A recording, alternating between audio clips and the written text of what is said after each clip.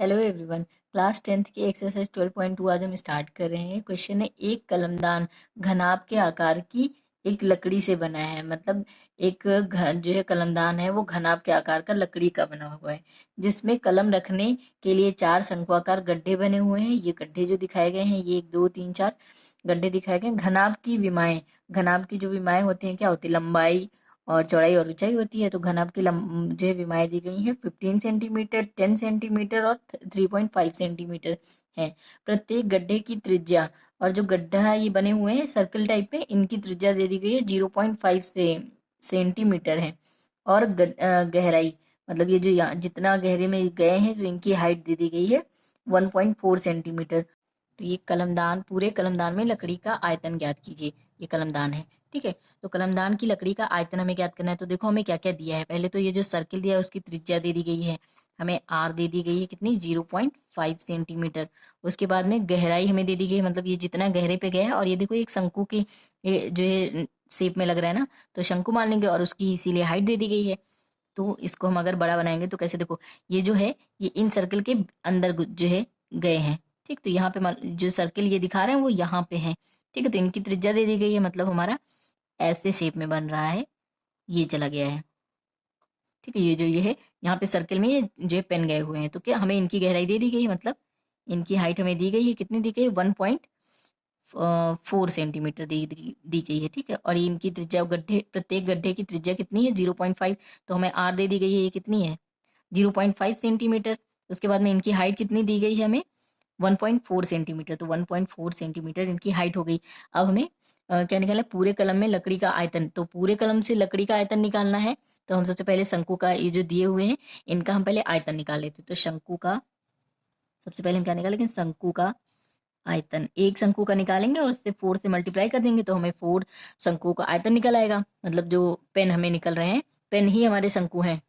ये जो यहाँ पे गहराई गई है, गड्ढों की गहराई, प्रत्येक गड्ढे की त्रिज्या ये दे दी गई। तो शंकु का आयतन कितना होगा, हमारा फॉर्मूला होता है हमारा 1/3 पाई आर स्क्वायर एच, ठीक। देखो फॉर्मूले ये मैंने अपनी वीडियोज में करा दिया, और मैं लिंक शेयर कर दूंगी, ठीक है। तो मैं डिस्क्रिप्शन में डाल दूंगी इसकी लिंक, आप लोग देख सकते हैं फॉर्मूले का वीडियो। उसके बाद में ये हो गया 1/3 पाई आर स्क्वायर एच। अब देखो 1/3 ऐसे लिख देंगे, और पाई की वैल्यू कितनी लिखेंगे, यहाँ पे पाई की वैल्यू स्पेशली नहीं दी गई है, तो हमारी 22/7 ही लिख देंगे। और आर की वैल्यू कितनी है, 0.5 सेंटीमीटर, तो ये 2 बार हो जाएगी। और एच की वैल्यू कितनी दी गई है, 1.4 सेंटीमीटर। तो यहाँ से पॉइंट गया ये 10 हो गया, यहाँ से ये पॉइंट गया ये 10 हो गया, यहाँ से ये पॉइंट गया ये 10 हो गया। अब ये जाएगा 2 टाइम्स में, और फिर ये 2 से ये 5 टाइम्स में जाएगा। उसके बाद में ये 2, यहाँ से ये कटेगा 2 बारी में, यहाँ से ये जाएगा 1 1 हो जाएगा। तो बच रहा है हमारा यहाँ से तो ये आ गया 1/3 इंटू कितना है 11, और अपॉन में बचेगा 10। इतना बच रहा है हमारा। अब देखो कितने हैं, 4 पेन है ना, तो 4 अब इसमें लिख देंगे 4। शंकु बोले या पेन के गड्ढे का आयतन, शंकु बोलेंगे इसको, या पेन पेन के गड्ढे का आयतन बोलेंगे। तो शंकु ही ज्यादा सही है, या फिर लिख सकते हैं पेन के कलमदान में पेन के गड्ढों का आयतन, ठीक। तो ये कितना हो गया, अब चारों पेन का निकालना है, तो 4 इंटू ये हो जाएगा 1/3, मेंशन दिख रहा है, हाँ 4 इंटू 1/3, और ये 11/10। तो 2 टाइम्स पे ये जाएगा 2, ये हो जाएगा 5, तो हो गया 22/15। और आयतन है तो सेंटीमीटर क्यूब हो गए, तो 22/15। और इसको और सॉल्व करेंगे तो ये हो जाएगा हमारा 1.466 होगा। तो ये हो जाएगा हमारा 1.47 सेंटीमीटर क्यूब, ठीक। उसके बाद में अब हमें क्या निकालना है, हमें निकालना है घनाभ की विमाएं दे दी गई, तो अब हम घनाभ का आयतन निकालते हैं। घनाभ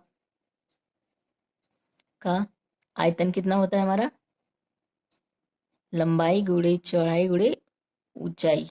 तो लेंथ हमें कितनी दी गई है, 15 सेंटीमीटर, और ब्रेथ कितनी गई है, 10 सेंटीमीटर, और हाइट कितनी दी गई है, 3.5 सेंटीमीटर। तो हमें निकालना क्या, पूरे कलमदान में लकड़ी का आयतन ज्ञात कीजिए। तो पूरे कलमदान में लकड़ी का आयतन किसके बराबर हो जाएगा, पूरे घनाभ का आयतन। तो घनाभ का आयतन माइनस पूरे घनाभ के आयतन में से गड्ढों के आयतन को माइनस कर देंगे। 4 गड्ढों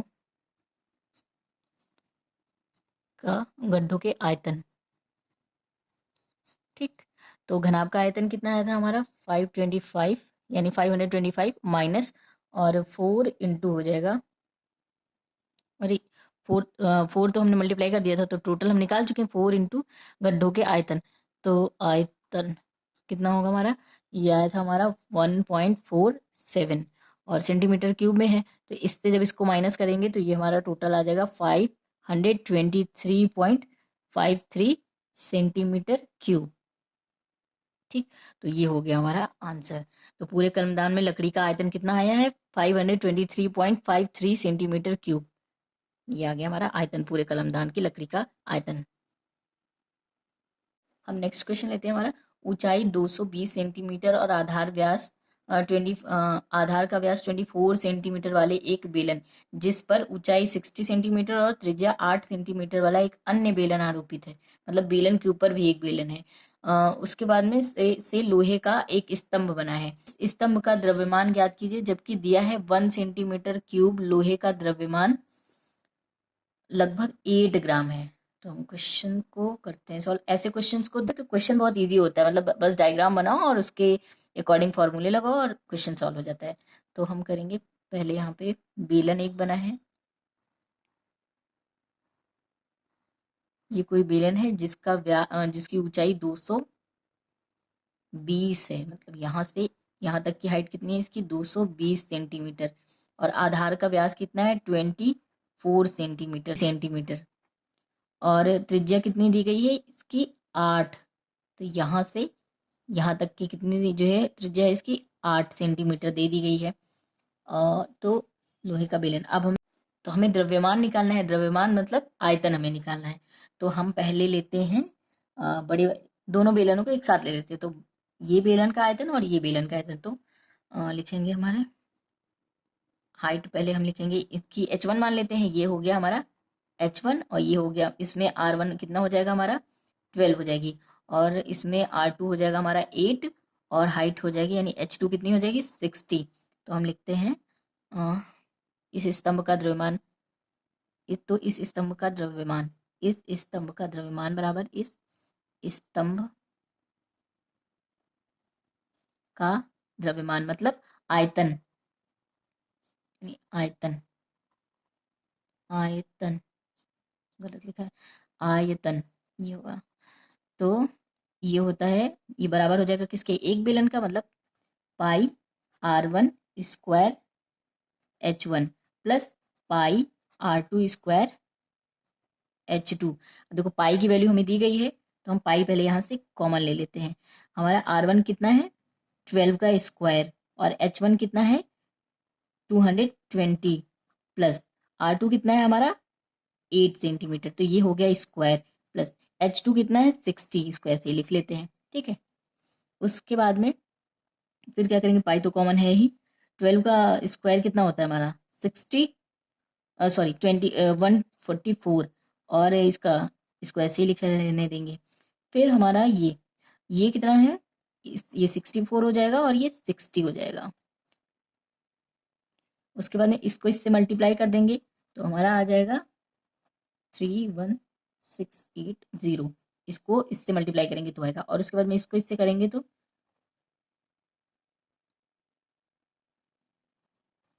ये हो गया, ठीक। उसके बाद में तो इन दोनों को ऐड करेंगे, ये हो जाएगा 0, ये 2 और ये 5, फिर 5 और 3। फिर अब देखो पाई की वैल्यू हमें दी गई है, अब हम इससे मल्टीप्लाई करेंगे लास्ट में, 3552 को 3.14 से मल्टीप्लाई करेंगे, तो ये आ जाएगा हमारा 111,532.8 सेंटीमीटर। सेंटीमीटर में सब दी गई तो सेंटीमीटर क्यूब होगा, क्योंकि हम आयतन निकाल रहे हैं। अब देखो सेंटीमीटर क्यूब में आ रहा है, उसके बाद में हमें निकालना है ग्राम में निकालना है। तो पहले हम और दिया गया है कि 1 सेंटीमीटर क्यूब, मतलब 1 सेंटीमीटर क्यूब का जो है कितना है, 8 ग्राम है। तो हमें इतने का मतलब इससे क्या कर देंगे अब हम, 1,1,1,532.8 को 1 सेंटीमीटर क्यूब है तो सेंटीमीटर क्यूब की जगह पे 8 से मल्टीप्लाई कर देंगे। ठीक, तो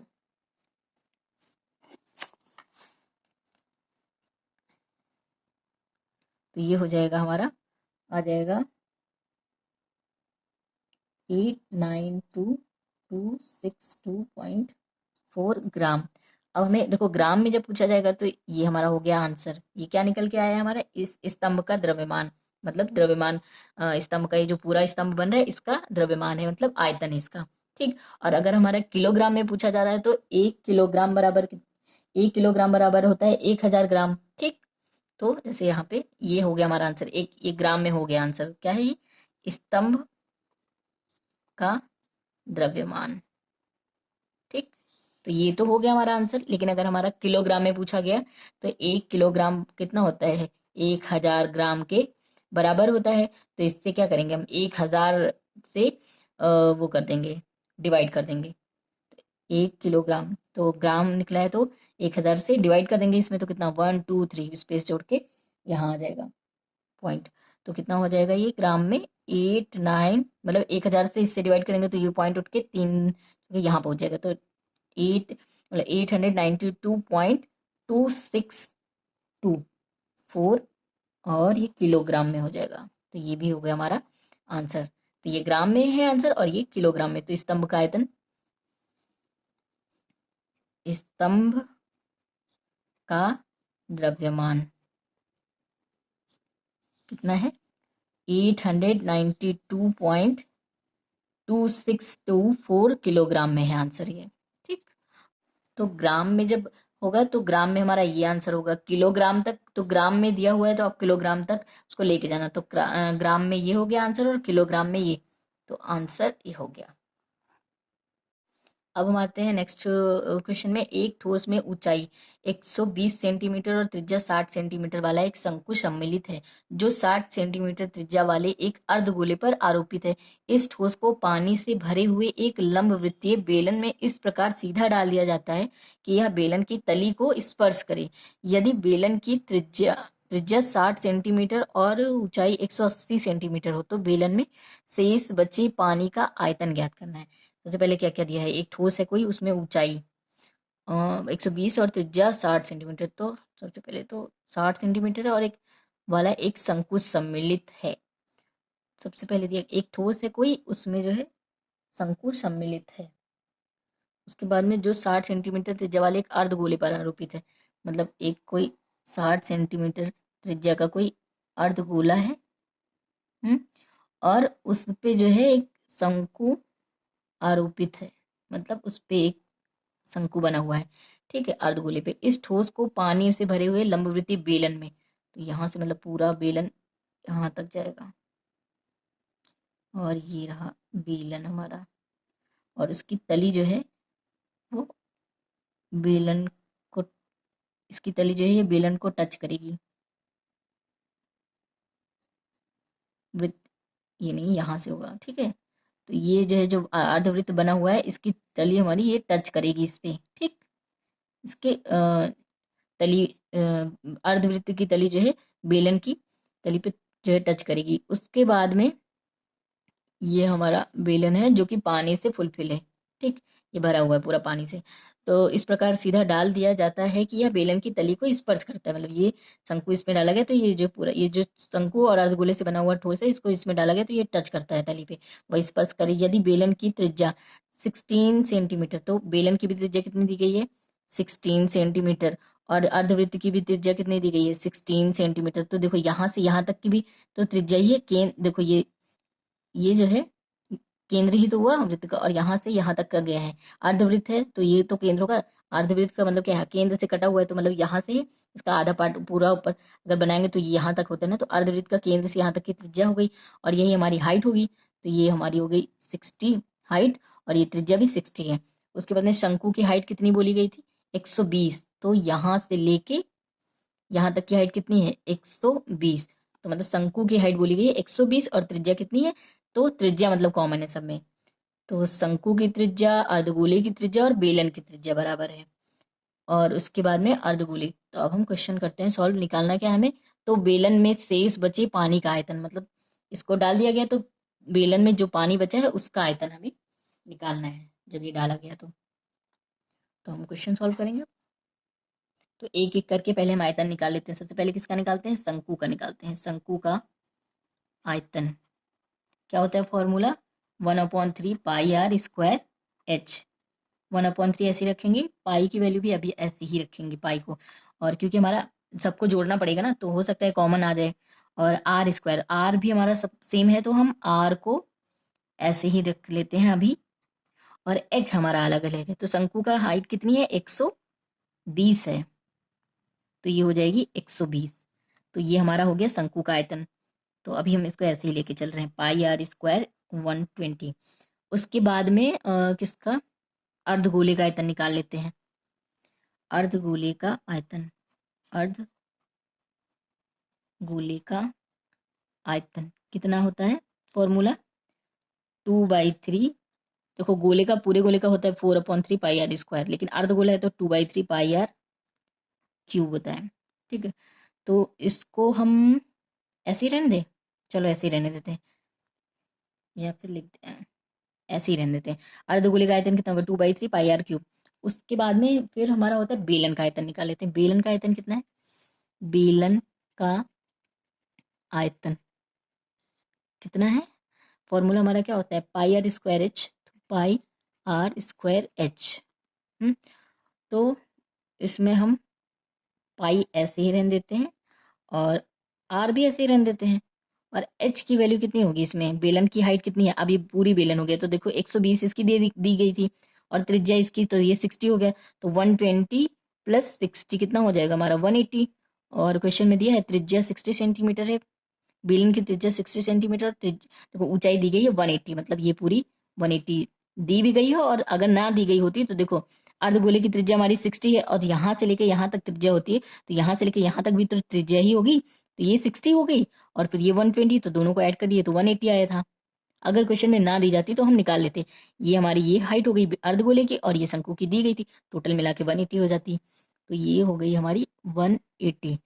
इसको भी अब हम क्या करेंगे, बेलन का आयतन निकालेंगे, तो बेलन के आयतन में से ये शंकु और अर्धगोले को जोड़ के इससे माइनस कर देंगे, तो ये आ गई हमारी पाई। अब पाई की वैल्यू हम क्या रखेंगे, पाई अभी ऐसे नहीं रहने देते, आर हमारा 60 का स्क्वायर है, और ये हो गया आर हमारा 60 है और आर स्क्वायर है तो 60 का स्क्वायर हो गया, ये हमारा आ जाएगा 648 और ये 000 पाई। ठीक, अब हमें क्या करना है, देखो पूरे बेलन का आयतन पता चल गया। अब हमें देखो ठोस ये डाला गया, तो ठोस किसका बना था, शंकु और अर्धगोले का बना था, तो इसका आयतन और इसका आयतन जोड़ लेंगे, मतलब शंकु का आयतन और अर्धगोले का आयतन जोड़ के बेलन के आयतन से माइनस कर देंगे, तो हमारे शेष बचे पानी का आयतन निकल आएगा। तो देखो अब हम निकाल लेंगे ठोस का आयतन। ठोस का आयतन कितना है, पूरा ठोस कितना है, शंकु का आयतन प्लस अर्धगोले का आयतन, अर्धगोले का आयतन। ठीक, तो शंकु का आयतन कितना आया था हमारा, 1/3 पाई आर स्क्वायर, और एच की वैल्यू हमने रख दी थी 120, प्लस अर्धगोले का आयतन कितना आया था 2/3 पाई आर क्यूब को ऐसे ही रहने दिए थे।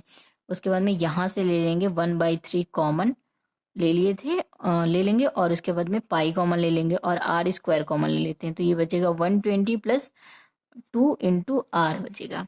उसके बाद में 1/3 पाई को ऐसे ही रहने देते हैं, इसको 60 और 2 बार लिख देंगे 60, और अब देखो 60 इसलिए लिख क्योंकि आर की वैल्यू लिख दी है, और यहाँ पे 120 और 2 × आर की वैल्यू लिख दी है 60, तो ये हो गया 1/3 पाई इंटू है पाई, और फिर में 60 × 60, और ये हो जाएगा 120, ये भी हो जाएगा 120, तो ये टोटल हो जाएगा 240। उसके बाद में ये इससे गया ये 20 हो गया, और 1200 और पाई है साथ में, और उसके बाद में ये 240, इसको आपस में मल्टीप्लाई करेंगे तो ये हो जाएगा 288 और फिर ये 123 और साथ में पाई आएगा। तो ये आ गया हमारा ठोस का आयतन। तो ठोस का आयतन कितना हो गया? अभी सिर्फ ये ठोस का आयतन आया है। अब हम बेलन का जो आयतन आया है उससे जो है ठोस का आयतन माइनस कर देंगे तो हमारे आ जाएगी शेष जल का आयतन। तो शेष बचे पानी का आयतन बराबर होगा किसके? बेलन का आयतन। पूरे बेलन के आयतन में से माइनस कर देंगे बेलन का आयतन माइनस ठोस का आयतन।